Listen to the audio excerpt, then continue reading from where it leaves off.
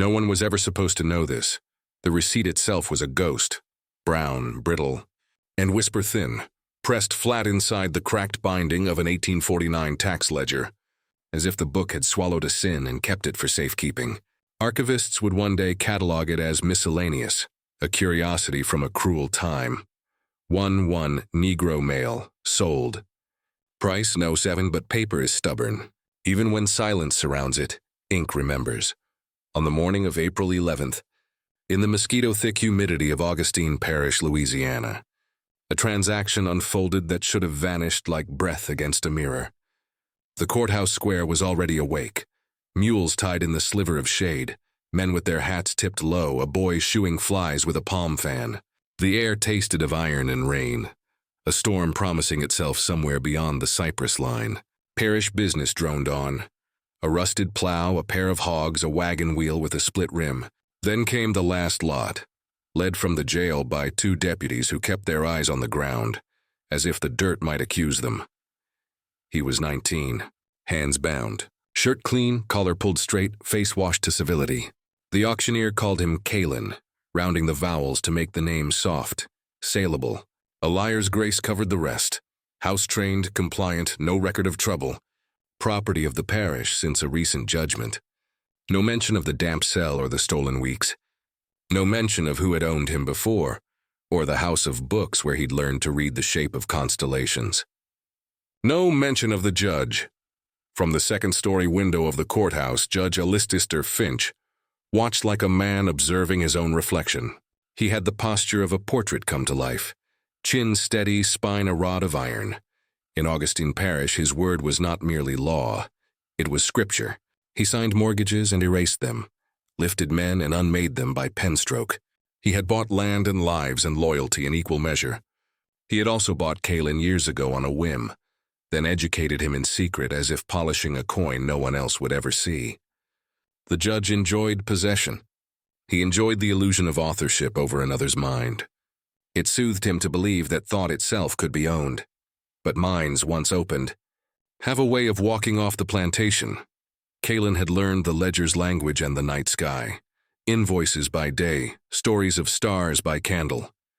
In the hush of the judge's private library, he had met Genevieve Finch, 17, promised to a senator's son, a ghost in silk with a sharper intelligence than her father would publicly concede.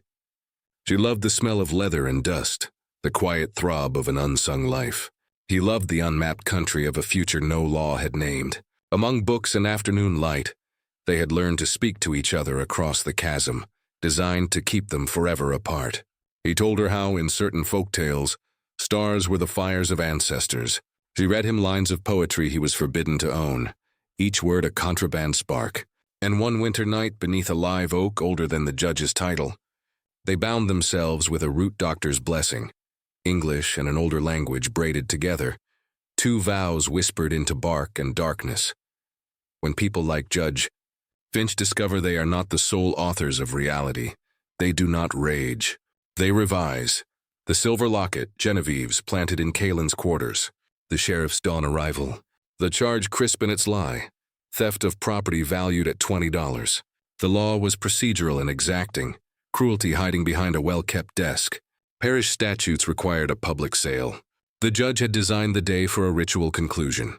The final humiliation, followed by shipment to a parish work farm where men returned as shadows, or not at all.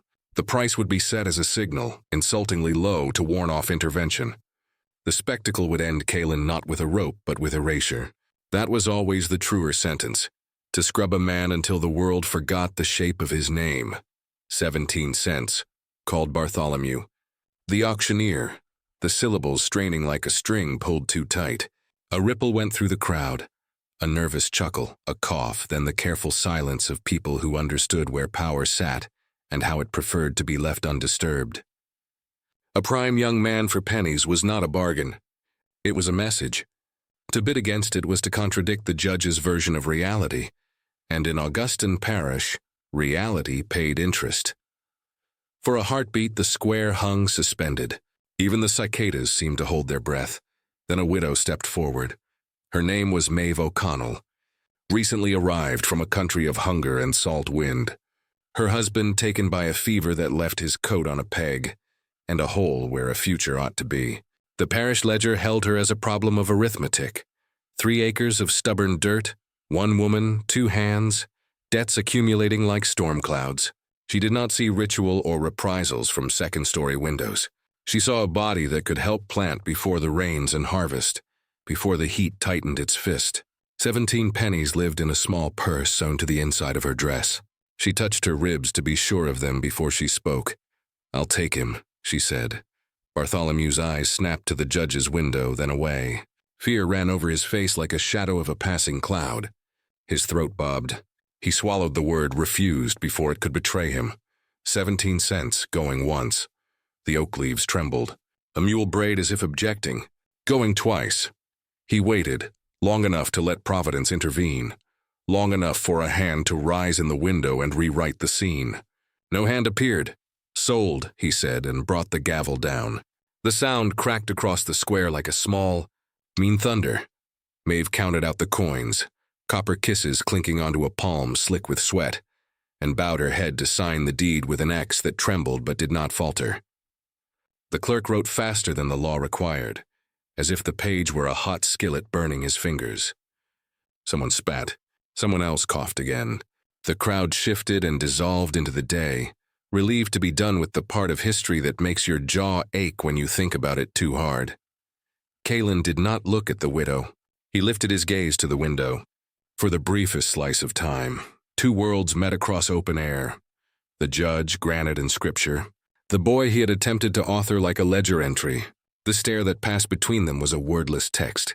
"See what I made you," said Finch's eyes, the cold triumph of a craftsman confident in his finish. Kalen's reply was quieter and infinitely heavier. "I am not finished." The deputies loosened the rope from Kalen's wrists and retied it as a leash to hand Maeve, as if mercy needed to be taxed in small humiliations. She took the line because there were only 2 choices, and the other one was a whip. When she tugged, he stepped. They moved through the square together, one ahead, one behind, toward the road that led west to her plot.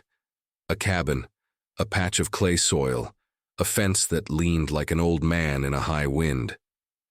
The crowd parted without looking. The courthouse door closed on its hinges with a sound like swallowed laughter.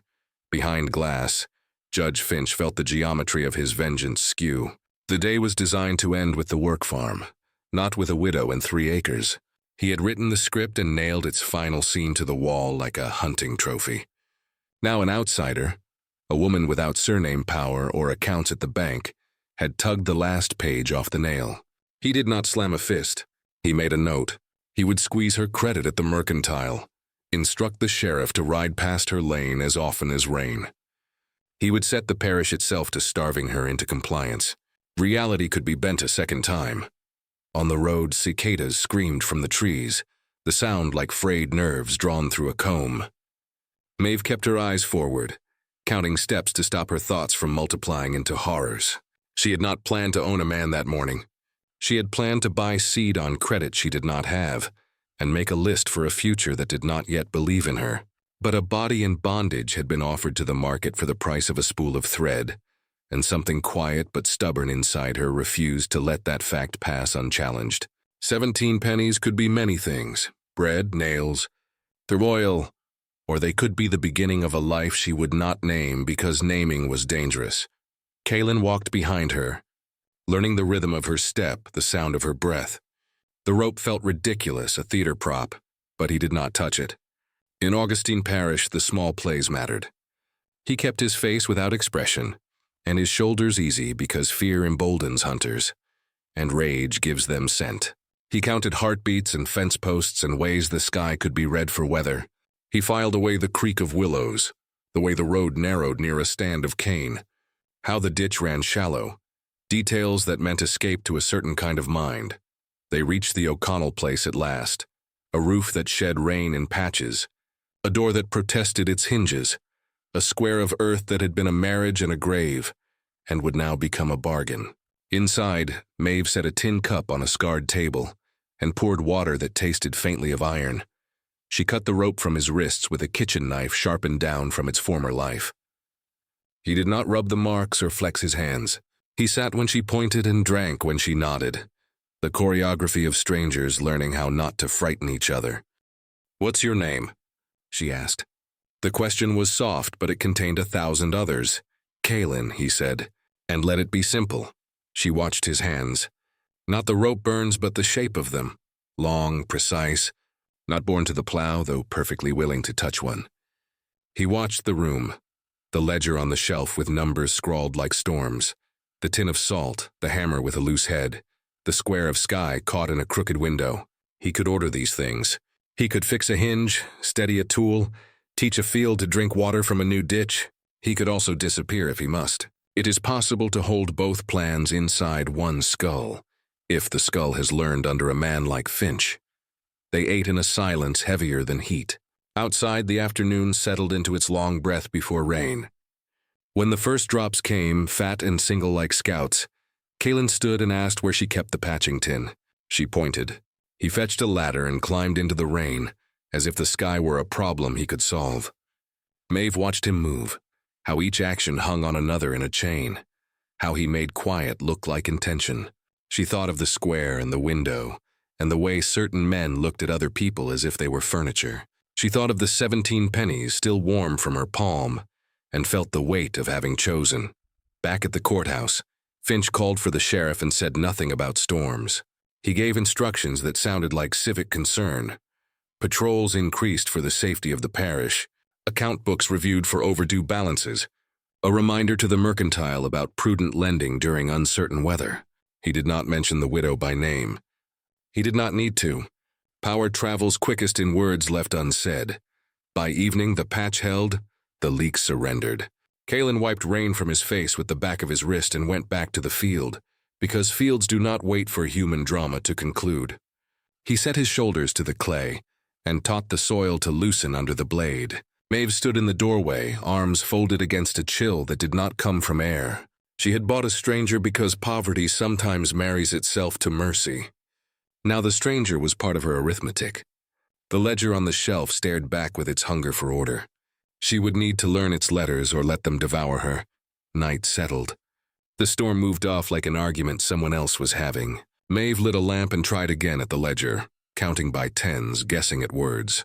Kaelin watched from the threshold and felt the familiar ache of a door half open. He could correct a column, line a page, teach a method. He could also keep his mouth shut and live longer.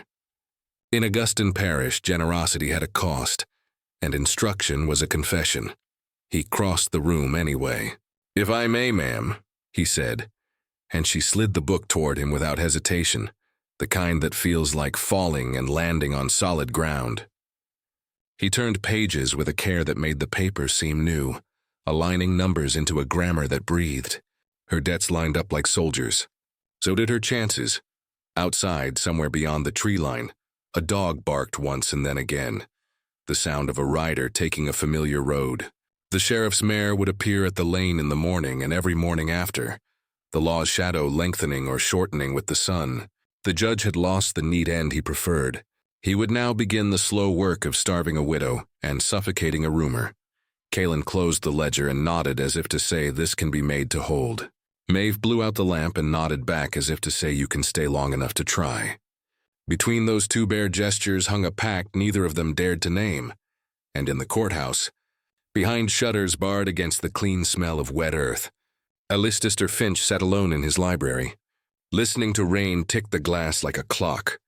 He unfolded the copy of the deed the clerk had slipped him and set his finger on the number. Isateu 17.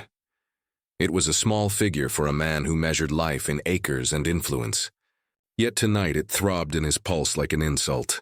He had mastered this parish for 3 decades, bent its boundaries, perfected the art of turning truth into paperwork. 17 cents should not have been able to move his world. But it had, not by purchase, by defiance. In the morning, the sheriff would ride. The mercantile would tighten. The square would return to its ordinary errands because ordinary is how empires survive. But somewhere 2 miles west, a widow and a boy would eat bread at a scarred table, and he would look at the stars through a gap in a patched roof and name them under his breath. Not prayers, not oaths, but coordinates, the receipt, thin, forgotten, patient, would wait inside its ledger for the day someone would open to the seam and read the price aloud. It would wait for a pair of living hands to understand that numbers can be spells, and that some spells are written to be broken. Dawn came thin and pewter, the kind that makes roosters consider their options. A fog lay low over Augustine Parish, softening edges the way lies soften facts. Sheriff Calhoun took the east lane at an unhurried trot, the mare's hooves lifting little puffs of damp earth. He whistled a tune that had no cheer in it. Twice he slowed at the O'Connell gate, eyes resting on the cabin, the fence, the fields, as if moving his gaze could tighten a noose. He did not dismount. He didn't need to. A presence repeated is a kind of paperwork. Inside, Maeve stacked kindling like small, rational decisions. She told herself sheriffs must ride roads. That's their work. Yet the ledger on the shelf seemed to lean toward the door, listening. Kalen already had a shovel in his hands, the posture of a man whose survival is measured in rows. He said nothing of the lawman. He only nodded at the low ditch and began to teach the field how to drink. By noon, the fog burned off. Heat rose, carrying the bright, metallic scent of a day that wanted to be dangerous. At the Mercantile, Mr. Bellamy straightened his spectacles and explained, politely pained, that her tab could not extend into seed this week, nor nails, nor lamp oil. Precarious times, he murmured, not looking up. Reminders from the bench. The words bench and judge were interchangeable in Augustine. So were policy and fear. Maeve accepted the refusals with a quiet that made Bellamy itch. She left with salt she could pay for, and an ache she could not. Back at the courthouse, Genevieve Finch discovered the shape of a smaller world. Her father did not shout. He inventoried, books removed from shelves, window latches secured, a seamstress called to lengthen bodices and shorten horizons, letters confiscated, calling hours rescinded. You are overwrought, Judge Finch told her, tone smooth as an empty page. You require repose. We will quiet your nerves. The doctor he summoned from New Orleans had heavy eyelids and a vocabulary that turned women into diagnoses. He used phrases like hysteria, excess of imagination, improper excitations of the passions. He prescribed stillness as if it were a medicine and isolation, as if it were a cure. They locked the library, Genevieve, counted days by the movement of light on the wall and by the sound of carriage. Wheels on cobbles, who came, who did not. The house learned to speak in other ways. A maid's glance, a tray delayed, the soft echo of keys at the nurse's belt. She understood her father's method. He preferred cold to hot, order to spectacle. He would not bruise what he could fold. She had lived inside his geometry all her life. Only now did she see how the lines enclosed her. At night she lay awake beneath the fixed canopy of a bed that felt like a court order. She remembered stars named by a forbidden tongue, constellations soldered together by stories older than Augustine Parish. She remembered the smell of live oak and salt on a winter wind, a root doctor's candle sputtering in blessing. The memory was both balm and blade. She pressed it to the inside of her mouth like a secret coin and refused to swallow. On the O'Connell plot, Kalen made himself smaller than weather and larger than pity. He spoke little, he worked long. He moved through the cabin as one moves through a church where the liturgy is hunger. Maeve, who had sworn to herself that she would keep her purchase as an item on a list, found the arithmetic changing.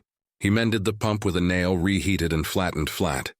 He reset the door on its hinge so the wind became a visitor instead of a thief. He dug a shallow contour that coaxed water to snake along the stubborn clay rather than stand and rot it. He asked for nothing he could not make. At dusk, she pushed the ledger toward him without ceremony. Teach me, she said, because the cost of not asking had become larger than the cost of pride. He showed her how numbers prefer columns to chaos, how dates and debts start to behave when given straight margins. He wrote cleanly, as if forming letters could set a bone. She watched his hand, long, careful, unhurried, and felt the strange knowledge that a mind can be a kind of weather. The parish watched too, as parishes do, sideways and through curtains. Neighbor women left jars on the stoop with no note. Pear preserves, cane syrup, a handful of beans from a row that had decided to be generous. A sack of flour appeared twice. Once it arrived with a Bible tucked deep at the bottom, as if scripture could serve as a pass. Each gift was an unsigned petition filed against the judge's will. The sheriff lengthened his route into ritual. Morning, afternoon, sometimes twilight. He touched his brim with 2 fingers, polite as a blade's kiss. "All well?" He'd ask and mean the opposite. "All well," Maeve would say and mean "do not measure me." Gillen remained in the field, a figure the sheriff could see but not enter, like a word read in a language you do not know. One evening, while the horizon bled itself into a bruise, the woods went too still. It was the kind of quiet that is not peace but choreography. Birds silenced, insects thin, a lizard frozen mid-scrabble. Kalen paused with the hoe in his hand and let his breath check itself. He was not alone in the noticing. People who have been hunted learn their predators by the absence they carry. A man stepped from the cypress, like a rumor that had found legs. Not on the lane, through the trees where law pretends not to go. He wore swamp rather than cloth. Boots stained the color of secrets, coat severed from its finer life by weather, hat brim low. His gait was wrong for these parts, too quiet, too smooth, like a snake taught to imitate a man. When he smiled, which he did without showing teeth, the afternoon cooled a degree. "Evening," he said, the syllables dragged like a net through black water. "Name's Roch." He pronounced it the French way and the English, offering both doors. "Judge asked me to have a look at the parish margins. We get all manner wandering in after rain." Maeve came to the threshold because something primal in the body knows where to stand when danger wants you to step forward. She dried her hands on her apron, though there was no flour to justify it, and put her palm flat on the door frame, as if to measure how much it would yield. "Evening," she said. Roch's eyes took in everything and rested on nothing.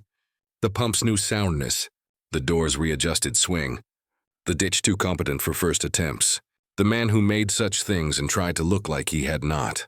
He tipped his hat to Maeve as if he had been raised by manners and then dragged up by swamps.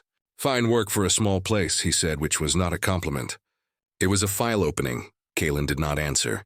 He set the hoe aside and stepped closer to the cabin, not toward the man. Roch noticed the geometry. "Predators always do. Judge likes things neat," Roch went on conversationally. "Loose ends catch on roots." He looked past them to the west where the trees grew thicker, and the creek began to consider itself more than a ditch. "Swamps tidy what men can't." He left without further embroidery, peeling himself back into vine and shade. The woods exhaled. Somewhere a bird remembered its song and tried again. Maeve did not speak until the dark had fully taken shape. "That man," she said, as if naming him would finish a thought. Kalen nodded once. He had seen trackers in Virginia. Men paid not for speed, but for a talent that felt unholy. They knew how to read mud as a book and water as a whisper. They found people. They found secrets. Sometimes they made them. That night, sleep came in strips. Maeve dreamt of a coin purse and a rope that became a vine, and then a snake. She woke with her hand clenched around nothing. Kylan lay on the pallet in the small loft and counted the seconds between the sheriff's mare turning at the lane and the frogs resuming their arguments, a tacit ledger of safety. Across town, Genevieve moved a chair to the window on its skittering feet and pressed her forehead to cool glass. The moon was not full, but it was stubborn.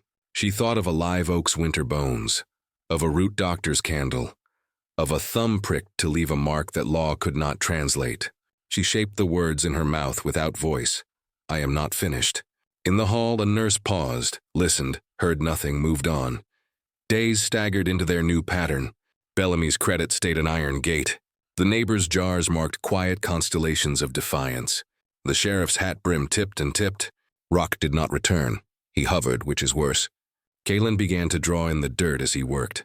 Lines that looked like idle scratches until you saw how they formed a path. A church steeple, a small square beside a symbol of flame. Maeve watched the drawings the way the body watches a fever, afraid of what it signals and afraid not to know. "You're asking me to choose," she said at last, setting the water bucket down so sharply the surface shivered. "Between staying small and staying safe." He didn't answer. He drew a last line, a ferry rope across a thin river, and brushed it away with his foot as if erasing were as easy as that. In the courthouse, Finch signed papers that tightened someone else's mortgage and sent a boy to fetch a letter to New Orleans. He was careful not to write the word asylum. He did not need to. Language comes with doors built in. Men like Finch know how to open them without leaving fingerprints. By the week's end, the parish had learned the silence it would keep. At church, nobody spoke the widow's name with the judges in the same breath. At the pump, women discussed weather and jars. At the tailor, men measured sleeves and debts. The parish practiced the old discipline. Do not stare at the place where a story might be. One evening, when the sun had already decided to forgive the day, Maeve found Caelan outside, face lifted, lips moving. He wasn't praying. He was naming the stars, quiet, sure, the words like a path he could walk even with his eyes closed. She did not ask the names. She only listened, and a shape inside her unlocked one notch. For the first time, she saw not the price she paid, not the work he did, but the edge of the world he carried. Fear came with it like a shadow. Men who own courts are allergic to edges. Tomorrow, she said, saying nothing more. It meant seed if Bellamy had mercy. It meant the ditch extended. It meant the decision she had been circling. Tomorrow, he echoed, and made it sound like a place, not far away, beneath the weight of her father's house. Genevieve drew a bird on the inside of a drawer with a stolen nub of charcoal, only its outline. Throat uncut, wings raised as if to argue with the air. She closed the drawer and sat very still, the way one does after writing a sentence that could change everything. And in the swamp, Rock stood knee-deep in black water, fingers resting on a cypress knee, as if it were a pulpit. He closed his eyes and listened to the parish the way a hunter listens to a forest. He heard a ferryman's rope creak over Black Creek. He heard a sheriff's mare change her cadence when she turned at a certain gate. He heard the faint, unblessed music of two lives refusing to lie flat under a pen. He did not smile. He simply chose a direction. The parish learned to keep its mouth shut the way swamps learn to swallow tracks, slowly, thoroughly, without fuss. But silence never means nothing. It only means everything has changed its method. On Monday, a jar of sorghum arrived on Maeve's stoop. Tuesday, someone left a small sack of seed, corn and beans mixed like a promise, wrapped in a child's blue kerchief. Wednesday, a bundle of lye soap and a square of muslin. No notes, no names. The gifts came at dawn when even the birds were careful. Each was a sentence the parish did not dare speak. We see you. We disagree. At the mercantile, the squeeze tightened. Bellamy's spectacles grew more officious as his ledger grew more frightened. He had never wanted to be a hinge between a widow and a judge, but here he was, creaking. Policy, he repeated as if the word could absolve him. He held it out like a crucifix to ward off guilt. You understand? Maeve nodded with the stillness of a woman who will remember the hour and the day and the color of the dust on his shelf and repay it in a different currency. On the lane, the sheriff adjusted his patrol into choreography. If he came at 9, he returned at 1. If he came at dusk, he returned at dawn. He never crossed the fence line. He never needed to. The law's shadow is most effective when it stands just outside the door, adjusting its hat brim. Rauch did not appear again. That was the trouble. The woods felt observed without being occupied, like a church whose doors stand open though no pews are filled. Caelan moved with his ordinary, relentless precision, staking peas, setting bean poles, cutting the ditch with an eye like a surveyor's. Yet each swing of the mattock included a fraction of attention held back for listening. He did not turn his head when a jay scolded or a squirrel cracked a bark. He measured the absences, the sudden failures in the parish's soundtrack that only a hunter can arrange. At night, he drew again in the dirt by the stoop, the thin stick a poor man's quill. At first the lines meant nothing, her cabin a square, the lane a stitched seam, the creek a snake. Then he added small marks, the ferry rope's pulley, a church steeple, a rectangle where a hearth would be. Beside that, the faint blossom of a drawn flame. When Maeve brought him water, he didn't look up. I see it, she said. Her voice had a frightened courage in it, like a candle carried past a sleeping predator. You're asking me to fetch a thing that belongs to fire. A thing that belongs to truth, he answered, still drawing. Fire knows what to do with truth. So does water. People forget. Maeve looked from the map to the world and back again, how a few scratches could rearrange a life. The church is never locked, she said, testing the sentence like a tooth. Not the back door. "It is locked by fear," he said. "Geese are less trouble than men. They did not say when. They did not say I will or you must. The plan lay between them like an egg warming to hatch. Outside, frogs disputed the moon as if it owed them rent. Across town, Genevieve Finch performed the rituals of a domesticated captive. She took the tonic the doctor prescribed and poured it into the chamber pot. She turned her face to the wall when the nurse changed the linen and studied the profile of a crack in the plaster until it was a map. Mississippi to the Gulf in a single jag. She practiced silence like a weapon. She did not burn letters because she could not write them. She burned looks instead. The slow lift of her chin when her father entered. The refusal to blink when he placed the folded paper on her dressing table. An appointment she had not requested with a physician she had never met. Immobile, on a date printed without her consent. "Your nerves are a parish concern," Judge Finch said, and smiled without warmth. "This will do you good." "You confuse nerves with conscience," she said evenly. "One is something you treat. The other is something you listen to." He did not scold. He set the timetable on the mantel beneath the clock, as if time itself were one more instrument in his orchestra.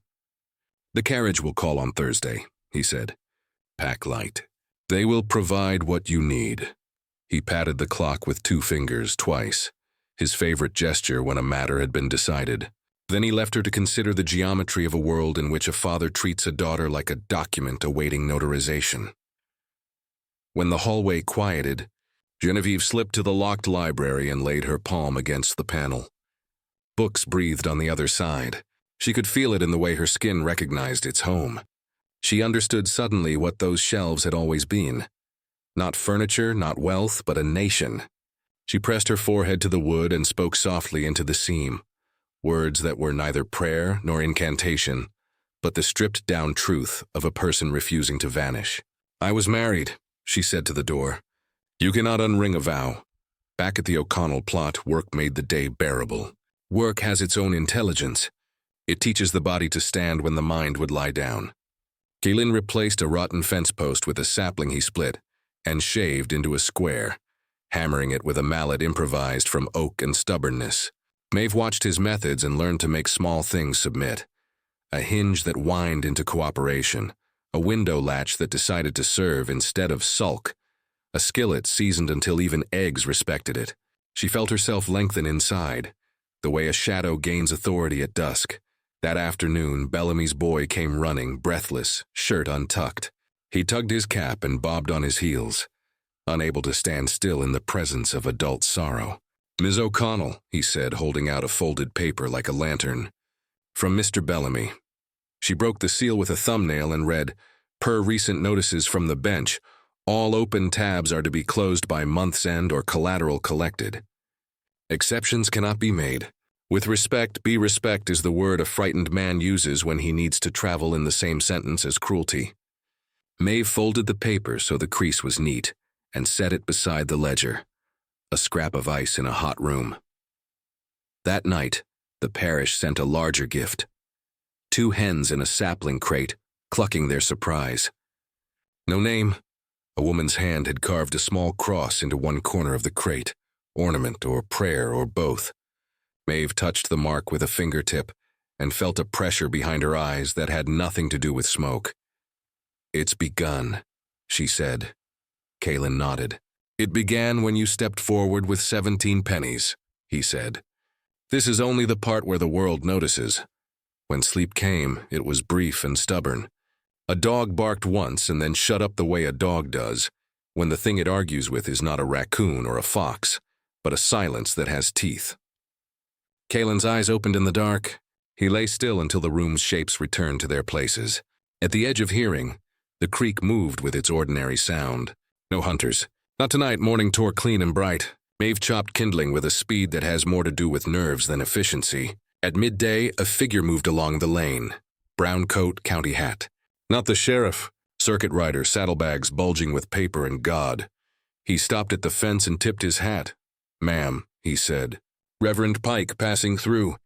Wondered if you had any use for a worn Bible. Saw you had no curtains." His smile tried to be kind and ended up being tired. Maeve studied the man.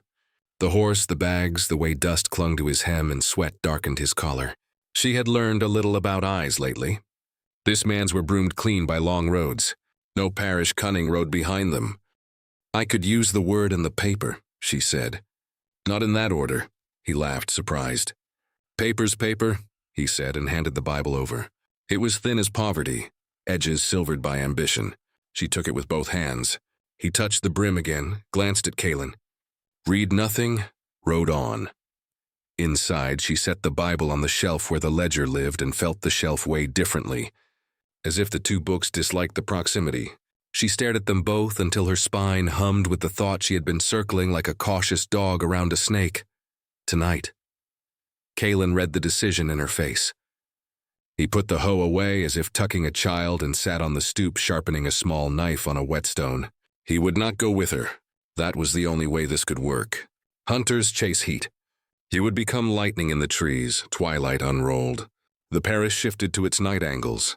Maeve waited until the last wagon rattled past toward town, and then waited longer. When she finally rose, she moved without fuss. A shawl, a lantern with its wick turned low. Boots tied with new-laced courage. At the threshold she paused, turned back. "If I don't come," she said. "You'll come," he answered. "Not as comfort, as arithmetic." She nodded. He lifted a hand and set 2 fingers on the table. Twice, a gesture that could have been borrowed from the judge if the judge had ever used his fingers to bless instead of bind. Then she was out the door and into the breathless dark. The road to the church was a corridor of possibility bordered by trees that had seen too much. She walked inside her fear like a second skin, ignoring every part of her body that screamed to turn back. The church's back door offered what fear could not. A simple latch, a hinge that complained and then consented. She slipped in. The air smelled of beeswax, old wood, and the ghosts of songs. At the hearth, the stones were as Kaelin had drawn them, a row that did not trust the row above it, a corner that seemed to swallow smoke more greedily than it should. She set the lantern on the floor and let its thin light argue with the dark. Her fingers found edges, slipped, found them again. She pressed where pressure made sense, pushed where it didn't, pried at a hairline that might be a crack or a lie. At last, a stone budged. Behind it, a pocket of cold held its breath around a parcel wrapped in oilcloth. Maeve's hands trembled so hard she almost dropped the thing Truth had been living in. She slid the stone back and cradled the package to her chest like a newborn too quiet. She did not open it, not here, not under the eye of an altar that had blessed both weddings and sales with the same indifferent dignity. As she turned to leave, a board creaked under a weight that was not hers. She froze. The sound came again, a patience moving in the nave. "Maeve," a voice said quietly. The swamp pulled thin across it. "We don't do well with secrets in this parish." Roch stepped into the lantern's reluctant glow, hat in hand as if this were a visit, not a catching. He had a long knife at his belt, its edge blackened the way hunters prefer. He smiled without it reaching his eyes. "Judge says you've been busy," he murmured. "The judge likes to know who holds what and where." Maeve backed 1 pace, calculating distances like a woman who has cut cloth and knows how to find a face in scraps. The door, 6 paces. The aisle, 3. The pews, too many teeth to trip on. She set the lantern on the floor in front of her as if offering it in trade.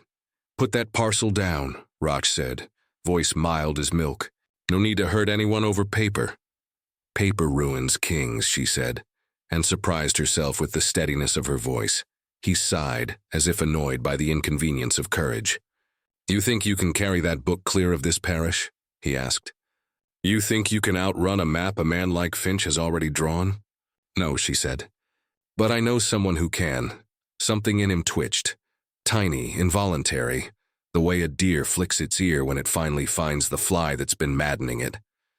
"The ferryman," he said softly, and his hand touched the knife hilt like a memory. Maeve didn't wait to be corrected. She kicked the lantern. It skittered, sparked, caught in a smear along the floor where old wax dreamed of flame. Roch stepped to snuff it, instinct, not strategy. Maeve ran. She ran with the book crushed to her breast and a wooden pew's corner bruising her thigh, and splinters catching her skirt.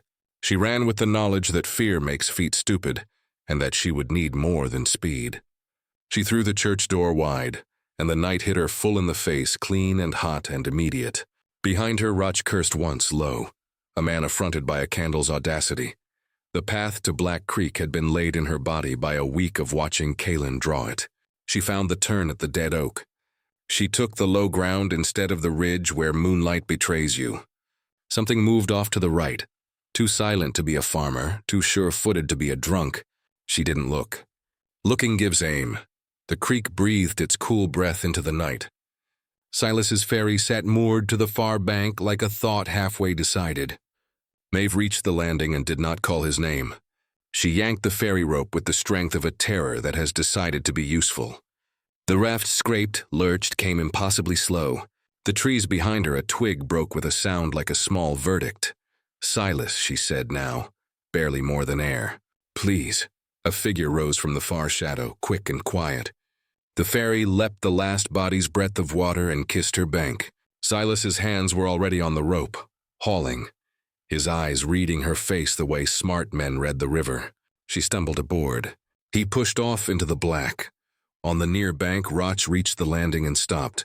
He did not lunge for the rope, did not throw the knife, did not shout. He stood and watched the raft claim the widening water between them like a fact. His eyes, swamp-dark, held no anger, only calculus. "Tell the judge," Maeve called, breath torn and trembling. "That paper swims." Roch's mouth bent, half amused despite himself. "Paper burns," he said softly. "Swamp remembers." Silas's hands found their rhythm. The ferry creaked. The creek took them into its custody. The opposite bank rose like a country with different laws. At her back, behind trees and doctrine and debt, Augustine Parish held its breath. The ferry kissed the far bank with the soft bump of a heartbeat returning. Silas looped the rope twice fast. Then once more for luck that wasn't luck at all, but habit born from years of needing knots to hold when men didn't. He guided Maeve up the muddy rise toward a cabin that kept its secrets close.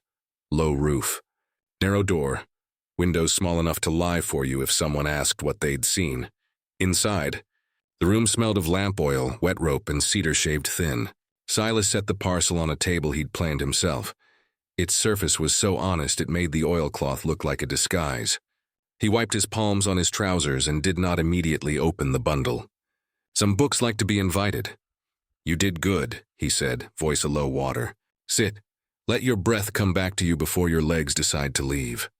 Maeve's hands refused to unclasp. The parcel lay beneath them as if it were warming to her bones. "He said to tell you," she managed. "The mockingbird is free." Silas nodded once as to a verdict. He drew a chair for her with care and set a tin cup by her hand. "Sip, not all at once," he warned, because relief can drown a person as surely as grief. When her breathing steadied, he unrolled the oilcloth. The leather beneath it had accepted a patina, earned by fingers that turned pages for love rather than law. He opened to the back, and there it was, Kaelin's script. Neat, disciplined, a man teaching letters to stand up straight in a world that wants them bent. The short account of a winter vow, a root doctor's candle, 2 names sharing a page no courthouse would ever acknowledge.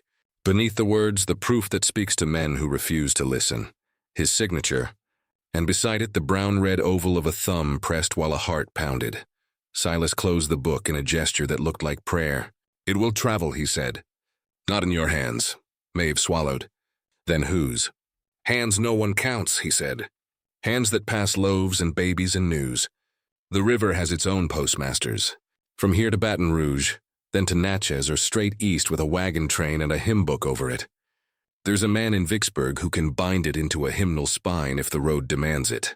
Then on to Memphis, where a printer with abolition on his breath owes me a favor he hates. Finally north, Philadelphia. There are presses that eat lies there and spit typeset truth." Maeve brushed her thumb across the leather, as if the book were a child's forehead. "And you?"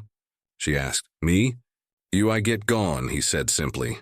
"There's a Quaker family 2 days' ride east who keep an empty room like a lantern they never blow out. You will be a cousin.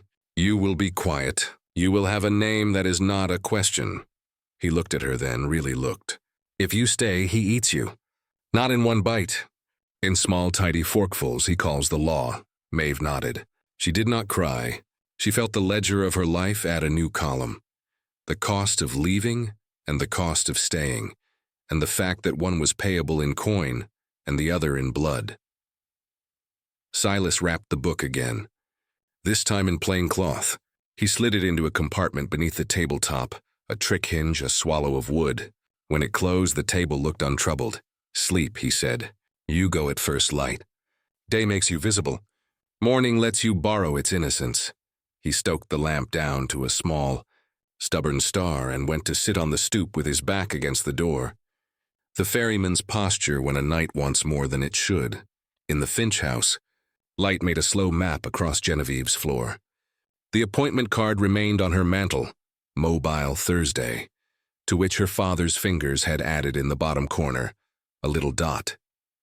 He always did that when the matter was settled, a period that pretended to be punctuation and was actually a nail. Her nurse, Annie, plain and deft, folded dresses into a trunk with a competence that made the act an obscenity. "You'll want the gray," Annie said, not looking up, in the voice of women who know how to smuggle sympathy inside normal words. "Hospitals like quiet colors." "Are you a nurse?" Genevieve asked, "or a jailer who starches tucks?" Annie's hands stilled. She looked up. "Both," she said. "In this house, to keep a woman fed, you must do 2 jobs. Genevieve held the nurse's gaze until the surface of the world flickered. Then she took the little spoon she had wrapped into the hem of her shift and slipped it beneath the mattress. Not because she believed she'd tunnel out through oak and reputation with a spoon. Because it felt like not dying. She had been alive long enough to know a body needs such rituals. Her father entered without knocking. Men who own rooms forget doors exist.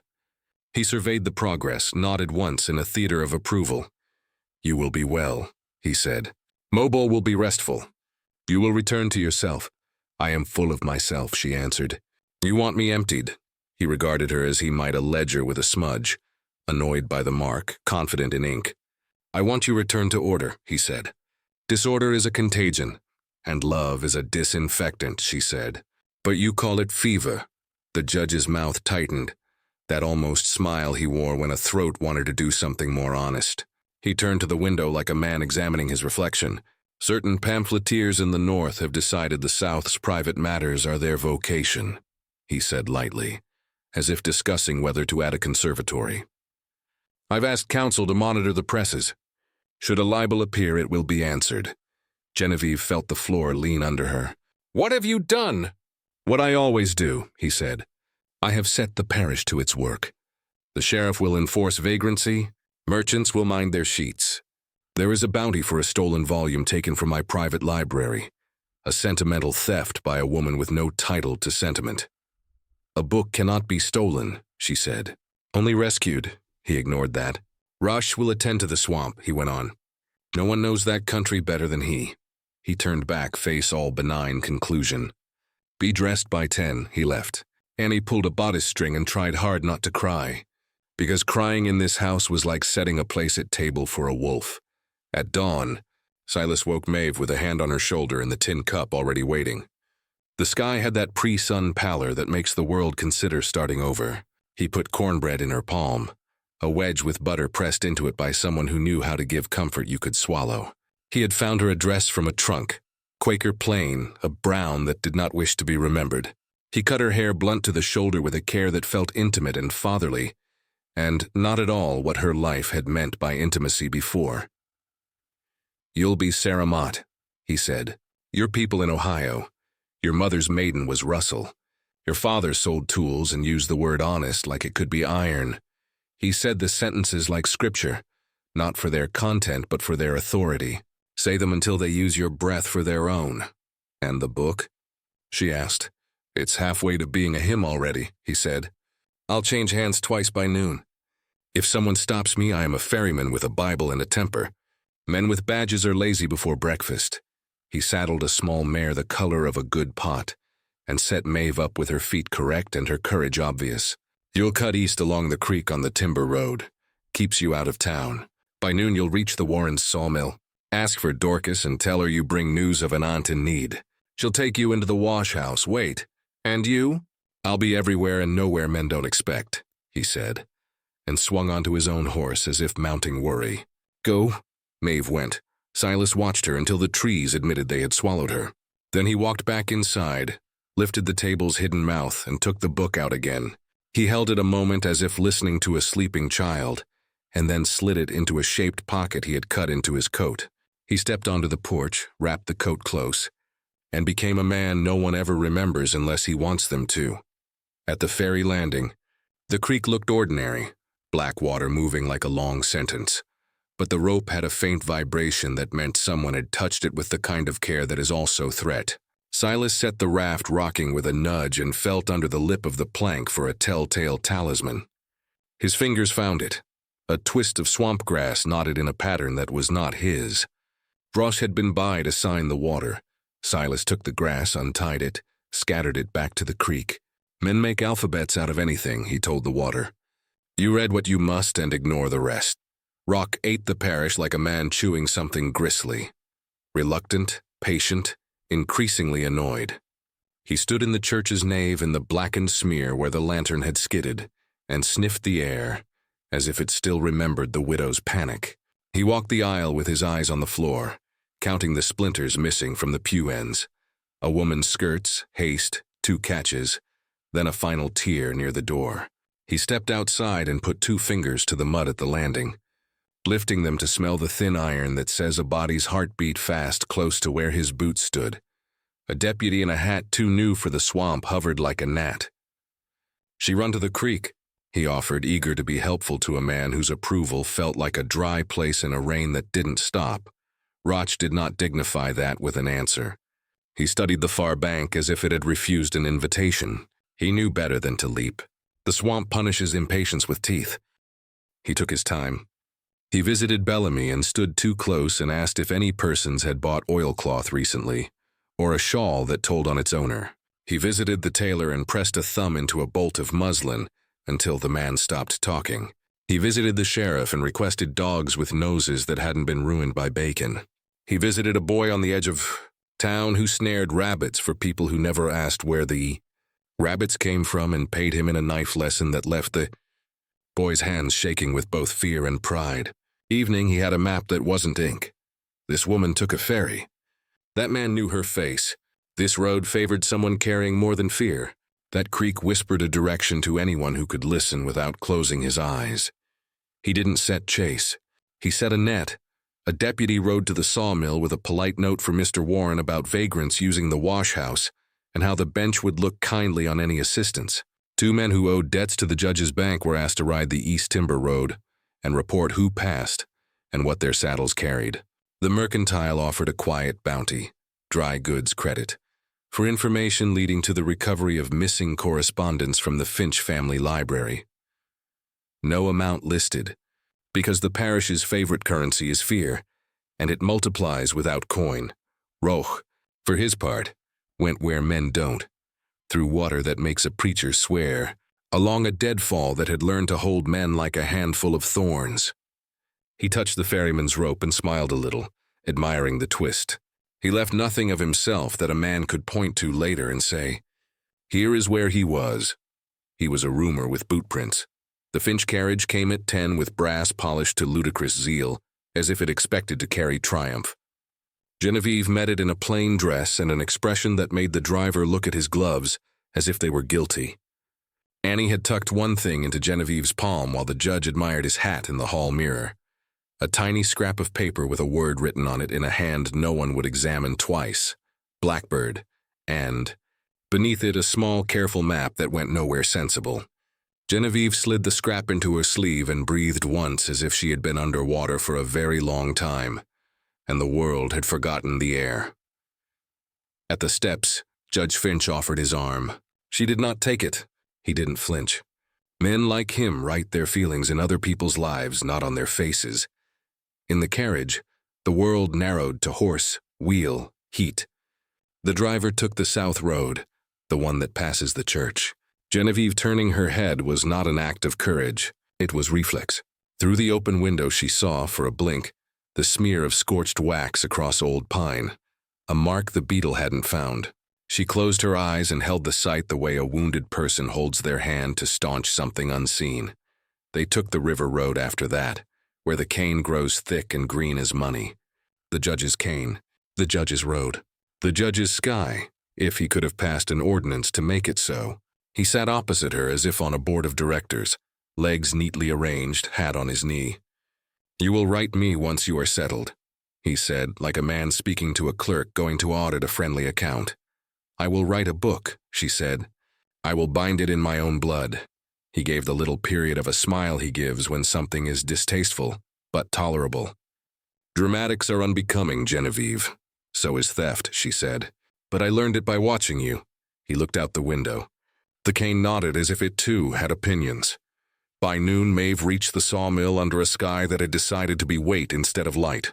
The Warrens kept their yard busy enough to be safe and loud enough to be confusing. Dorcas Warren ran the wash house like a court. Water hot as judgment, soap that didn't negotiate, a bench that kept its own records. She did not look up when Maeve slipped through the back, did not raise her voice when she said, "Aunt's poorly, is she?" She simply lifted a wet sheet from a tub with hands that could wring lies from bishops. In a dreadful way, Maeve answered, and felt something inside her unclench because code is the opposite of solitude. Dorcas jerked her head toward the back room. "Sit," she said. "Eat what's there. A man will come by asking if we've seen a brown mare. We haven't. When he's gone, you'll leave by the creek path, and your name will be Sarah to anyone who doesn't already know it. Don't thank me. Thank the women who taught their daughters to boil water and bury secrets in the same pot." Maeve obeyed. She ate something that might have been stew and might have been an apology. She let Dorcas's hands push her hair under a cap that made her look like a woman who worked hard and said little, because that is what she had always been anyway. She didn't open the book because she didn't have it, and that was a relief too complicated to survive daylight. An hour later, a man in a brown coat asked after a mare and left with a face that had learned nothing. 2 minutes after that, Dorcas pressed Maeve toward the creek with a loaf wrapped in cloth, and a look that could cut a path through cane. "Go," she said, "and don't turn back to see if anyone is following." A woman's neck was not made for watching her own back. Maeve went. "The creek made talk like a friend at your elbow. I've seen worse. I'll see you through if you step where the mud has already learned your weight." Silas made his first handoff in a churchyard where no one would expect a ferryman on dry land. He put the book between the pages of a worn hymn and a hymnal, whose spine had been dreamed to hide such spines. He gave it to an old black woman named Hester, who had buried 3 husbands and 2 sons, and had the straightest back in 2 parishes. "This song needs mending," he said. "I always did like a tune that bit the hand that tried to hush it," Hester replied. She hid the hymnal in a basket beneath collards so green they startled the eyes. "If a man stops me, he can take a green and eat his fill." She grinned. "Men always think they hungry when they standing in the way." Silas's next handoff would be to a white preacher with a conscience like a leaking roof. Troublesome. In need of mending, but proof the house still wanted to be a home. Men like that supplied 1,000 small uses, if you were careful not to trust their courage farther than the graveyard fence. After that, a seamstress who stitched scripture into seams. After that, a riverboat man whose poker face was so good the devil would have tried to cheat him twice. He felt rotch behind him, not in any one place, but as a pressure the day applied to his skin. Fine. Let the tracker follow smoke while the fire learned to change rooms. By late afternoon, Roach had what he wanted, a shape of a root, a scent of a book that smelled of oilcloth and fear. He left off the dogs, useless in water, and kept 2 men useful for their silence. He did not chase. He moved to a place where the root pinched, a culvert where creek, road, and habit all argue and then agree, and waited with the patience of a log that has learned to look like part of the bank. A boy came first, carrying nothing important. He let the boy pass, the preacher next, the leaking roof one, with a Bible under his arm that didn't bulge the way a lie does. He tipped his hat to the preacher, because men who bless can also call alarm, and he did not need that. Then came Hester, basket on her hip, shoulders telling stories no parish dared write down. Roch stepped out and touched his hat's brim, half polite, half test. "Ma'am," he said, "road's bad farther on. Flood took a bite. Best to turn back." Hester stopped in a way that dared him to make that a command. "You the road?" she asked. Last I checked, the Lord made that. He smiled slightly. We all take turns. She shifted the basket so the collards fell open. A flash of green like flags. You hungry? She asked. Green keeps a man's belly quiet long enough he can hear his conscience. Roch tipped the basket, glanced inside without touching, and saw only what she wanted him to see. He stepped aside. Stay west of the stand of Cain, he advised. Snake there thinks God made that patch for him alone. Hester moved on, and the hymn went with her, and he led it. Why? One of his men asked after she passed, voice tuned low. Because if I take it there, Roch murmured, I get a swamp full of women with sticks, and I don't collect a bounty from a mob. I collect it from a judge who wants quiet. He waited. The day sagged. He liked dusk best. It told truths morning lies about. The Finch carriage reached a relay house by dark, a place where horses drink and men lie about weather. Genevieve stepped down and saw in the yard a girl her age standing with a broom, as if it were a scepter. The girl's eyes were full of the particular knowledge of women who keep inns, who comes in honest, who leaves in debt, who is carrying a secret under their skin like a blade. Genevieve smiled with her mouth only. The girl nodded back with her chin only. That was all the permission necessary.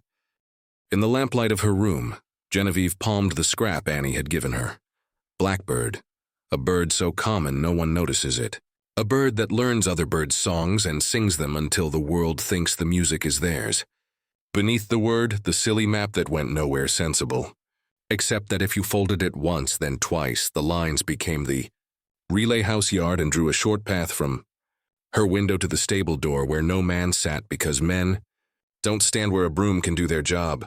She waited until her father's whiskey stopped, clinking against glass downstairs. She waited until the stable boy yawned his last and the hostler cursed his final curse about a shoe that never had fit right.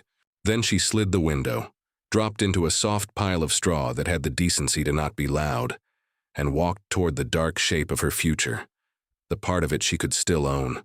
She wasn't running away to anywhere, not yet.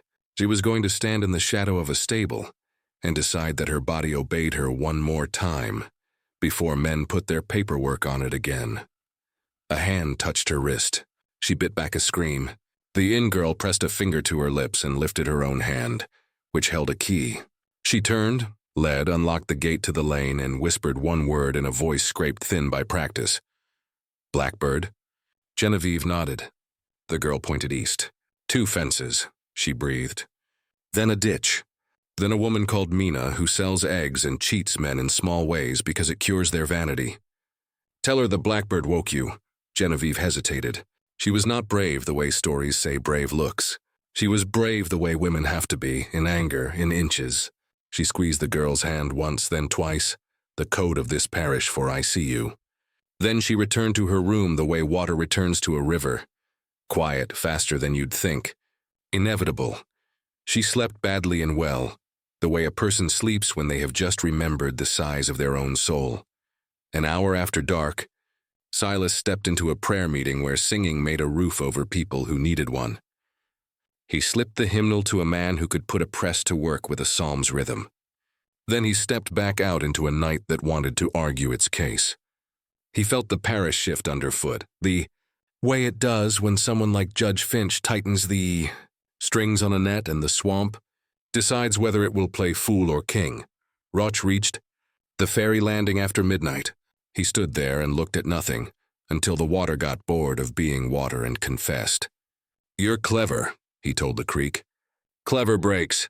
It always does. Men with books love their own handwriting too much to keep walking while they pass it along.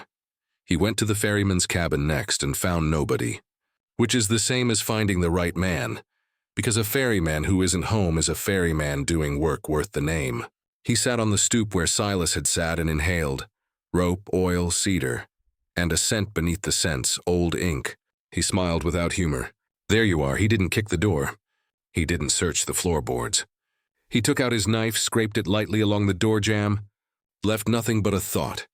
I can come back whenever I like. Then he set his eyes where all paths pinch next, east of the sawmill, where a woman named Dorcas keeps a wash-house and a ledger of favors, north of the relay house where inn girls improve on maps. He moved like a shadow drawn by a man with too steady a hand. The parish slept the way tired places sleep, with one ear open, with one hand on the child, with a pot set to simmer the morning's first reason to keep going. The sheriff turned his mare at the O'Connell gate out of habit that had grown into superstition. The mare snorted as if to say we're part of somebody else's story now. Bellamy practiced saying policy in the mirror and didn't like how his mouth looked when it made the word. Dorcas scrubbed until the water whitened and then until it cleared again. Hester hummed a hymn to herself in a minor key that made the word deliverance sound like a saw blade that wouldn't quit. On the other side of the creek, in a cabin with a door Silas had taught to be quiet, the book waited inside a coat that had learned to be a library. It was no longer merely paper. It had learned to breathe inside other people. It had taught a ferryman to be a post, a washerwoman to be a vault, a Quaker to be a wall, a seamstress to be a press. It had made a parish choose a side without ever asking out loud. In the dark between midnight and morning, Maeve dreamed of a mockingbird with its throat whole, singing 3 songs at once, hers, Kaelin's, Genevieve's, so perfect the air decided it had always known the tune. She woke with tears on her face she did not wipe away. She ate the last of Dorcas's bread. She stood. She walked, and somewhere up to his knees in water that never chose a side except the river's, Roch lifted his head. He had found a scuff on a root where a careful foot slipped and a smear of clay on a hem where someone knelt where they shouldn't. He smiled the way a man smiles when the game stops, pretending it isn't a game. Morning arrived with a hard edge, the kind a knife leaves after testing its own sharpness. By then the parish was aloom, and Judge Finch had his hands on the warp. But the weft was no longer his to control. It belonged to women who boiled water hotter than fear, to a ferryman who could read a river like a ledger, to a book that had learned to breathe inside other people. Roach tightens the net rock began where patience pays, the places where paths must narrow. He put a man at the culvert beyond the sawmill, quiet, married to his own shadow. He placed another beneath the sycamores where the timber road forgets to pretend it's a road. He himself took the cross swell where creek and wagon rut kiss and then turn away, because water confesses what men won't. He ran his palm across damp clay and felt the faint, braided story of small feet, big worry, steady decisions. Not the sheriff's prey, he muttered. Not a drunk. A woman walking like a nail driven on the first swing. He read the scuff where a new boot had slipped and corrected, the pause where someone listened to the woods and the woods listened back. The trail told him Dorcas had done her work. Good. He preferred worthy opponents. They make the world taste like something other than ash. A pair of parish dogs found his men by noon, tongues lolling, eyes eager, and managed to ruin their noses on bacon at the first farmhouse they begged. Roch waved them away. There's a man in this, he told the handlers, and a woman, and a book that makes dogs deaf.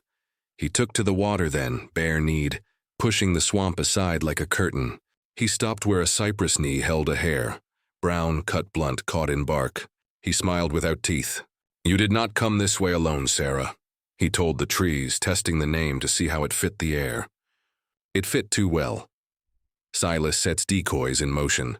Silas's first decoy moved at dawn, a boy on a mule with a Bible sewn thick at the spine, singing off-key and stopping at every farmhouse to ask if anyone had seen his auntie's book. The boy was told no. No, and yes. Yes, they'd seen Trouble ride past in a county hat. That was the point. Trouble likes to be seen. Decoys like to be counted. The second decoy floated. A small skiff drifting down the back channel with a wooden crate aboard, oilcloth visible at one corner like a promise. 2 boys in tatters played at fishermen and made a show of protecting nothing. When a deputy hailed them from the bank, they showed him frog legs and a grin. The deputy spat, disgusted. He never saw the crate was hollow. The book itself traveled inside a hymnal on Hester's hip, and then in a sewing basket beneath a half-mended infant gown, and then in the false bottom of a preacher's hat box tied with a ribbon, a shade too cheerful for a man of God. Each handoff occurred where men hate to linger. Women's yards, church kitchens, the wet shade behind laundries where steam makes your lungs honest. Silas ghosted between these routes, touching none too long. He left his scent at the ferry, the churchyard, and the culvert so that Roch would find him everywhere and nowhere, like a roomer with boots. By mid-morning, he looped back toward Black Creek for one more sin against certainty. He knocked over his own bait. At the landing, he set a second skiff adrift with a bundle of newspapers bound in oilcloth. The newspapers carried political speeches 3 months old, which is to say they carried the precise smell of importance without any. When a deputy snagged that skiff with a hook and dragged it ashore to find stale words, he felt both triumphant and fooled, which is a useful combination if you are trying to make men loud where you need them loud. Maeve's first refuge and the choice that cost a home Dorcas sent Maeve east, under a sky already crowding with heat. The road taught her how to sit a saddle as if she were born to it, knees loose, eyes listening, back convinced. She cleared the second fence, found the ditch, and the woman called Mina, apron askew, hair pinned like a dare. Mina sold eggs by the dozen and by the story. She handed Maeve a basket with nothing in it and said, "Walk like it's heavy. Men respect weight even when they don't see it." Maeve crossed 2 yards confessional with chickens and entered a kitchen where a white-haired Quaker woman named Abigail Mott looked up from bread as if a season had arrived early. "You're Sarah," Abigail said simply, "and you need a room that forgets your true name every time it sleeps." Abigail's house smelled like dough deciding to rise. There were hooks on the wall for plain hats and pegs for plain lives. She set Maeve to kneading, because hands that work talk slower, and asked her nothing that would make a mouth lie. Only when Maeve's breath had smoothed did Abigail say the cost out loud. "You cannot go back," she said, soft but without mercy. "Not for a shawl you love, not to stand at a grave and ask the dirt to remember you, not for that ledger on your shelf that tells you who you were. If you go back, you return to him, and men like him don't return you." Maeve felt the words enter her like clean steel. She thought of the cabin, the patched roof, the hinge that had learned to be kind. She thought of her husband's coat still on its peg, and the 3 acres that had finally stopped flinching under a hoe blade. She thought of the way a man had stood in her yard and named himself Annette. She pressed her palms into the dough until it stopped sticking. "Then I am Sarah," she said, "and the ground I owned is paid to the past." Abigail nodded once, blessing and sentence at once. "There's a trunk in the loft," she said. "It has a dress that won't remember who wore it last. It has a shawl that never meets the same shoulders twice. Wear what lets you pass." Maeve, Sarah, climbed the narrow stairs that had been worn by so many feet the wood had learned every story by heart. She didn't cry. She changed her dress and changed her life, the way women have always done, in a small room, with the window open just enough to hear the world insist on continuing. Phew, Genevieve. A carriage, a relay, and a dangerous ally. The road to Mobile took the judge's carriage past fields that bowed properly when the wind requested. They stopped at the second relay house after noon. The driver watered the team. Judge Finch withdrew to the gentleman's room, which is a place where mirrors are paid to lie. Genevieve requested the privy and was allowed a maid as escort who moved like someone used to being ignored. In the yard, a peddler hunched beneath a shade tree, hat brim low, a pack of trifles spilling their bright. Ridiculous courage, ribbon tin whistles, needles that claim to find their holes. He whistled through his teeth as men do when they have no friends and nothing to hide. Genevieve's escort tugged her sleeve. "Don't dawdle." But the peddler's eyes flicked up quick and bright. "Pins for plain ladies," he chirped, "and ribbons for bold ones. And for the truly wise, maps small enough to fit behind a fan." The maid snorted. "What would a lady want with a map?"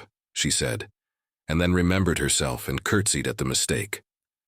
The peddler's gaze skimmed Genevieve like a swallow touches water. Light, sure, gone. He said in a voice barely louder than a thought, "Blackbird sings north at dusk." Genevieve did not turn her head. She dropped a coin into his palm. He palmed a flat packet into hers. Nothing a man could name without first being taught to see. She carried it to the privy like a woman carrying an inconvenience. Inside, she opened the paper with careful fingers. It held a sliver of charcoal and a scrap marked with 2 fences and a ditch. Mina's mark, Dorcas's hand, the parish writing to itself through mouths it did not own. Beneath it, a name she did not expect. Silas. There was a time to be brave and a time to be cunning. Today demanded both. Genevieve returned to the carriage without haste, tucked the scrap into her sleeve, and adjusted her expression to blank. When they moved on, she counted fence posts. When they passed the ditch, she let her hand rest on the window frame and made a small, precise motion, a flick only a ferryman watching for it would trust with his life. In the cane at road's edge, a dragonfly lifted and settled. Silas, hidden deeper than Cain, saw the motion and felt an old promise tighten. He did not step out. He marked the rhythm of wheels, the weight of the carriage, the time to the next bend where road and creek shake hands beneath willow shade. He moved like a rumor that wanted to become a fact. The clash by the Willow Bend Rutch chose the Willow Bend for his stop because water talks there and roads listen. He had his 2 men wait with kind faces and loaded mouths. He stood in the open like a man who believes the day owes him answers. When the judge's carriage rounded the bend, he did not bow. He touched his hat as if to a peer made of salt instead of money. "Judge," he said. "Good day." "Rutch," Finch answered, voice bright as a polished nail. "You have something worth my time." "Maybe a book," Rutch said. "Maybe a woman who carries one under her bones. Maybe a ferryman whose pockets breed trouble." The driver checked the horses, nervous at the water's smell of old iron, but held them. Finch opened the door because men with power open doors as if the world owes them comportment. Genevieve sat very still, a candle that refused to gutter. Roach's eyes flicked once to her sleeve and away. He turned to the judge. "Permit me to search," he said. "He didn't say your daughter. He said the air you occupy." Judge Finch gave a small theatrical sigh, as if inconvenienced by the very competence he employed. He nodded. Roach stepped close to the carriage. He could have taken Genevieve's wrist and crushed the bone until her fingers opened of their own accord. He did not.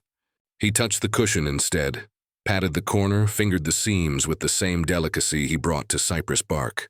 From the cane came a sound like wind. It wasn't wind. Silas broke the willow's shade at a calculated clumsiness, stumbled, hat in hand, an apology already half-spoken. He looked like a man terrified of the wrong authority, and therefore believable to all authority. "Beg pardon," he said, breathless. "Team spooked." Rope snapped. Skiff loose, every head turned. The horses danced. The driver swore. The judge frowned at inconvenience, which, in his kingdom, was a crime. Roche did not look where Silas pointed. He watched the ferryman's mouth. Silas looked like a man lying to buy a second man a second breath. Roch respected that kind of lie. "Secure your rope," Roch said mildly, as if granting permission to live. He stepped backward 1 pace, then another, enough to give a woman's wrist the privacy it needed. Genevieve did not waste the choreography. The scrap slid from sleeve to cushion to her palm to the floor. Her slipper pressed it into the crack. Silas, stumbling closer, tipped his hat in a motion that freed his fingers to the carriage step.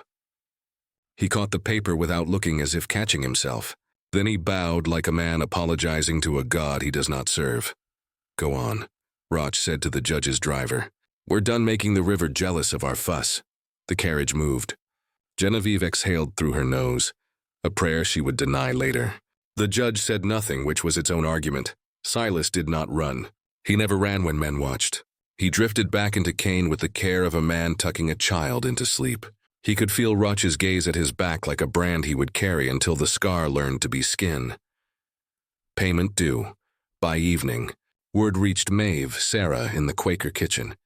Delivered by a boy with bread on his shirt and a story on his tongue. "They stopped the big carriage by the willow," he said, bursting as boys do when the world gives them a roll. And the ferryman pretended his boat had a tantrum. And the hunter smiled like a knife. And nothing happened, which everyone knows means everything did. Abigail set a pie on the sill to cool, as if the world were ordinary.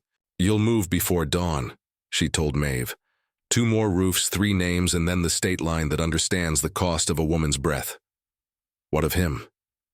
Maeve asked, and the kitchen didn't have to inquire who him meant. Abigail's eyes softened and hardened at once. "He has work where he is," she said. "The river does not convert. It carries." At the courthouse, an irritated letter arrived for Judge Finch from Bellamy. Trouble at the mercantile, man asking how much the bounty would be for a book no one had seen. women muttering in doorways. Finch penned an answer smooth as new butter. Maintain order. Extend or retract credit at your discretion. He did not write, starve who needs starving. He didn't have to. Roch wrote nothing. He sat in the swamp and sharpened his knife until it could split a hair from whisper to truth. He thought of a ferryman who lies well, a widow who runs like a natural law, a girl with a sleeve as brave as a drum. He was not angry. Anger makes a man obvious. He was interested. Interest makes a man thorough. He would stop being courteous next time. 7. The book chooses. Its next breath night laid itself over the parish like a verdict no one could appeal. Hester's hymn delivered the book to a seamstress, whose needles never forgot a wound they closed. The seamstress unpicked a hymnal's spine, slid the smaller book into it, and made stitches so clean they could have preached. She passed it to a schoolmaster who recited Latin so boring no sheriff could stay awake while searching his satchel. The schoolmaster took it to a riverboat clerk who carried ledgers by the dozen, and therefore hid truths for a living. Without calling it that, Silas watched each change of hands as one watches a friend cross a dangerous street. Ready to move, willing to be still. He doubled back once, twice, left tracks where he needed Roche to find them, left none where he needed Roche to doubt himself. He slept an hour with his hat over his face and woke with the taste of iron in his mouth, the body's way of fearing for someone else. That someone else sat in a carriage moving south toward Mobile, where doors knew how to swing shut without drafts. Genevieve held her spine straight against the seat and taught her breath to be longer than a mile. She felt the scrap's absence like a tooth you keep tonguing after it's pulled. Absence can be proof if you let it. In the Quaker loft, Maeve lay on a pallet that had unrolled itself for so many Sarahs that the straw knew how to share. She listened for hoofbeats that did not come, a dog that did not bark, the sound of a knife being sharpened that did not haunt the window. She slept because the body is the last honest book, and its pages turn even when the story is dangerous. Outside, the willow at the bend shook off the day's theater, and the creek resumed its long sentence. It remembered each footstep without judging any of them. Water is neither judge nor jury. It is courier.mobile morning. The hospital rose like a sermon, white, correct, unkind. Genevieve stepped from the carriage with her chin level and her hands empty. Orderlies watched her the way locks watch keys. Inside, the admitting physician asked questions designed to fold a person flat. Sleep, appetite, agitation. She answered with a calm that made the pen hesitate. Rest will cure you, he said. Truth will, she replied. They took her ribbon, her hairpins, her solitude. Annie's hidden word, blackbird, sat behind her teeth like a spare blade. The bend, same morning. Roch stopped being polite. He rode with 2 men who understood payment, not mercy, and took the timber road without the fiction of a warrant. At Dorcas's wash house, he smiled and stepped past her shoulder. Tubs steamed. Secrets didn't. He found nothing but soap and the iron will of women who boil. He tipped his hat anyway. The gesture said, next time I won't. At Silas's ferry, he didn't knock. He sat on the stoop, scraped his knife along the jamb again, and said to the empty room, bring me something I can cut. Ferryman. Then he left a snare on the trail for men, not rabbits. A deputy with a decent face and orders to ask kindly and remember hard. The river, noon. The book moved like a practiced breath. Hester, seamstress, schoolmaster. Last handoff. A riverboat clerk who could hide a cathedral in a column of numbers. Silas walked the gangplank with a coil of rope and a yawn, the posture of a man nobody tips except with trouble. He palmed the hymnal into the clerk's satchel, nodded once, and turned. Hold! Roch's man called from the wharf. Searches today. Silas did not run. He set the coil down as if it were heavier than fear. Search the rope, he said, bored. Maybe it stole a sermon. The deputy pawed crates, sniffed paper, missed the only thing that mattered because the clerk recited cargo counts in a voice that domesticated suspicion. When the whistle blew, the boat slid into the river's throat and was gone. Silas exhaled a small prayer that sounded like a laugh. Mobile afternoon. A matron taught Genevieve the rules. Speak softly, walk slowly, accept the tray. Genevieve obeyed until obedience became reconnaissance. At the end of the ward, a window latch had been repaired by a man who lied about his craft. She jimmied it with a spoon Annie would have admired, and measured the drop to the courtyard, too far, and the distance to the laundry roof, possible if Knight agreed. A patient on the next bed, eyes like stormwater, whispered, "Bird." Genevieve whispered back, "Blackbird." The woman nodded once. So the word had flown this far. The Sawmill Road, dusk. Sarah, now in every room but the one behind her ribs, heard that Roch had turned the parish into a net. Abigail Mott pressed bread into her hands and a new name onto her tongue. "Tonight you cross," she said, "or you never will." The last mile to the state line was a narrow throat flanked by cane. Abigail's son took the lead with a lantern hooded to a heartbeat. "If anyone asks," he said, "you are kin and I am tired." Halfway there, hoofbeats. The deputy from Silas's stoop eased from the dark, hat in hand, law in his pocket. "Evenin', names." Abigail's son answered with a yawn, and a lie that had raised him since birth. "Mott, cousin Sarah, funeral." The deputy weighed the word funeral and found it too heavy to lift. He touched his brim, let them pass, then listened to the night as if it might correct him. It didn't. Night owed him nothing, the bend again, full dark. Roch waited where roads confess and water keeps secrets. Silas came because he had decided to stop being everywhere and become a place. "You want me?" He said into the willow. "Here." Roch stepped out, smile thin. "Not you. The book." "Gone north," Silas said. "Where paper eats kings." Roch considered the ferryman the way a knife considers an oath. "You could still live easy." "I do," Silas said. "I can look a river in the face." They moved at the same time, Roch for the wrist, Silas for the reed bed. The struggle was short and mean. Reed slashed, mud lied. Silas took a cut along the forearm he would remember in cold weather. Roch took a mouthful of water and spit it out like a slur. Voices on the road, men, not allies, spoiled the finish. Both stepped back, chests high, debt recorded. "Next time," Roch said. "Bring 2 knives," Silas answered. "Mobile night." A thunderhead argued with the gulf. On third bell, laundry girls sang to drown the sound of their chains of duty. Genevieve climbed from bed, crossed tile like a rumor, jimmied the bad latch and slid onto the laundry roof. Below, a cart waited that should not have been there. The driver stared straight ahead, as men do when paid to see nothing. Beside him, a shawled woman kept her hands tucked and her eyes down. "Name." The woman murmured when Genevieve landed in shadow. "Blackbird," Genevieve said. "Then hush," the woman replied, and opened a flour sack that was empty of flour and rich in escape. They rode under arches of azalea and rules until the city released them to road. State line, same night. Maeve stepped from one country into another, though both were America. The cane ended, the pine began, and the air forgot her former name. On the last fence post before the line, someone had scratched a small bird with a whole throat. She touched it once. Behind them, Augustine Parish narrowed to a story Finch could still tell himself. Ahead, the book's route widened like dawn, and in the dark between, Roch rinsed his knife. Silas bound his arm with a strip of shirt. Genevieve folded herself into a sack of flour that was mostly courage, and the river said nothing, because couriers do not boast. River, pre-dawn. The steamboat coughed into fog and slid north. In a clerk's satchel, a hymnal with an extra spine breathed like a secret practicing its name. By Baton Rouge, it changed hands to a schoolmaster. By Natchez to a printer's runner with ink under every nail. By Memphis to a woman who bound Bibles and remembered every lie men made them bless. Each hand moved like a clock hand no law could stop. Mobile Road, dawn.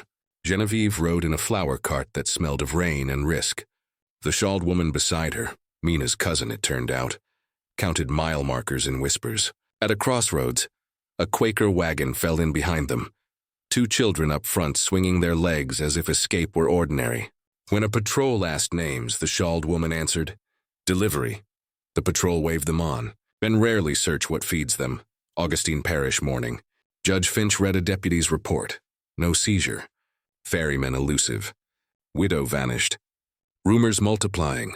He underlined rumors and wrote order in the margin the way a general writes fire. By noon, vagrancy arrests began. Bellamy's credit dried to dust. The church door gained a new lock. The judge raised the bounty. Not in coin, that's traceable, but in favors. Land remitted here, a mortgage eased there. Men kill faster for futures than for money. Washhouse noon. Ruck returned without a smile. He let his gaze travel over Dorcas's steaming tubs and said nothing until silence hurt. Someone left a lantern burning in God's house, he murmured. Dorcas didn't flinch. God can blow it out if he's bothered. He stepped closer, found a scrap of blue kerchief in the ash bucket. Child's cloth, the kind that once wrapped seed. A ghost of a grin. You boil well, he said. Next time I'll bring something worth the pot. He left. An hour later, smoke rose from a cane shed 2 farms over. Message sent to the parish. Fire travels faster than truth. Black Creek, afternoon. Silas stitched his own forearm with fishing line, jaw clenched, eyes kind. Hester arrived with collards and news. Press in Memphis says it can't sleep, she said. Wants Philadelphia. Silas nodded, handed the hymnal, now rewrapped, to a river pilot with a poker face and a soft spot for songs in minor keys. If stopped, sing, Silas told him. Men who distrust music don't trust themselves either. State line, dusk. Maeve's Sarah crossed into pine country and a room that forgot names on purpose. Abigail Mott set tea in a moment on the table. You're safe for tonight, she said. Tomorrow we make you known to people who don't write things down. Maeve stared at her hands, clean, shaking, and understood safety was not quiet. It was work mobile night. The laundry cart exchanged teams by a graveyard. Genevieve stepped out of the sack into a dress too plain to be noticed. The driver pointed north. Quaker Meetin' House 2 miles. Ask for friend Ellis. She touched his sleeve, I see you, and went. Behind them, an orderly discovered a broken window latch and wrote incident in a book that had never once recorded the truth. Philadelphia, weeks later, told in present breath. Type bites paper. A hand sets a headline no court will bless. A press begins to thunder in a building that leaks light through its boards. Title, A Parish of Lies, names omitted. Facts sharpened. A thumbprint described like a bell that cannot be unrung. Pamphlets dry on ropes like laundry that makes enemies. Augustine Parish, same night. Finch feels the press without seeing it. He tightens everything. Curfew whispers, patrols double. Roch paid in favors heavy as iron. Bring me a body, the judge says softly. He doesn't say whose Willow Bend moon high. Rock and Silas meet again without ceremony. No talk, a knife that remembers water, a pole that remembers leverage. They break apart only when hoofbeats complicate the dark. Debt deepens.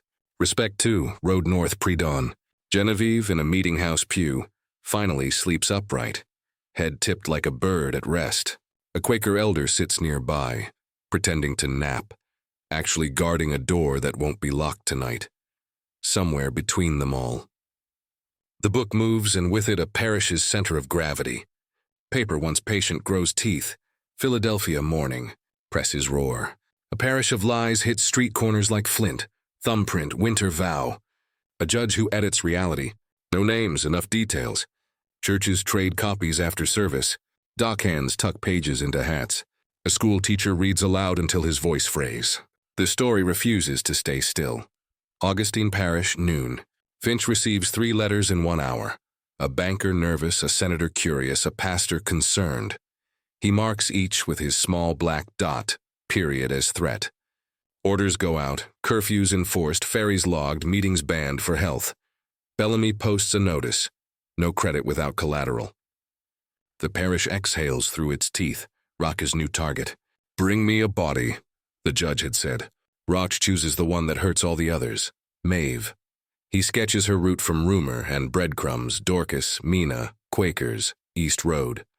He rides light alone now. Courtesy retired. A new snare. Instead of deputies, he seeds questions. Which lane did Sarah prefer, who asked for flour after dark, who walked like she'd learned firmness late? River, dusk. The book reaches a printer in Philadelphia who owes no southern favors. He sets a second run. Northern papers sniff blood and print summaries with outrage that sells on Sundays. A single copy travels back south, sewn into a bolster's seam. Bound for Friend Ellis Mobile Road, night. Genevieve, face plain, bonnet low, shares a wagon bench with a woman selling thread by the mile. A roadside patrol waves them on. One soldier stares, frowns, nearly memory, not quite. The bonnet wins. Pine Line crossing. Maeve Sarah moves with 2 Quaker men and a child who hums to keep fear from finding his throat. A rider appears, hat brim low. Not a deputy, not lost. Rock. His voice is all patience burned to wire. Evening. The elder answers without stopping. Friend, the road is not ours to block. Rosh paces them, a wolf deciding. His eyes locate Maeve without needing her name. You look like someone's arithmetic, he says. 17 pennies worth of trouble. Maeve meets his gaze. Then collect, she says, holding the stare that taught her how not to drown. Roch's hand touches the knife, then lifts away. Hoofbeats behind, more wagons witnesses. He smiles thinly. Another day. He cuts into the trees, vanishes like a thought you hope you misheard. Quaker meet point midnight. 2 roads join. 2 wagons arrive within minutes. Abigail's party with Maeve. Friend Ellis with Genevieve. Lanterns hooded. A single word proves both, blackbird. For one shivering breath, the women stand face to face, dust, sweat. The same iron in the spine. Were you, Genevieve starts. He was, Maeve answers. And so are you. No embraces. No tears. The road does not allow luxury. A plan instead. Split again to thin the scent. Maeve east toward Ohio under the name Sarah Mott. Genevieve north by west under Ann Russell, escorted by a Methodist deacon with a psalm that makes men polite. Augustine Parish, same night. The judge reads a smuggled pamphlet by lamplight. The thumbprint he cannot unmake stares back like an indictment. He sets the page down carefully as if roughness could erase it. Outside, cicadas lift their shrill jury. Willow Bend after midnight. Rock finds Silas waiting with a lantern turned low. No tricks, no reeds. Just river and men who have chosen. You're losing ground, Silas says. I only need 1 step, Roch replies. The one where she looks back. She won't, Silas says, and says it like he's seen the future. They part without blood. Debt remains at dawn. Maeve crosses into a county that speaks her new name with ease. Genevieve boards a packet north. A hymn book in her lap. A seam in its spine that could topple a judge. In Philadelphia, the 3rd run sets. In Augustine, sermons begin to sound nervous. The story is no longer a secret. It is a route. And routes once walked do not forget the feet.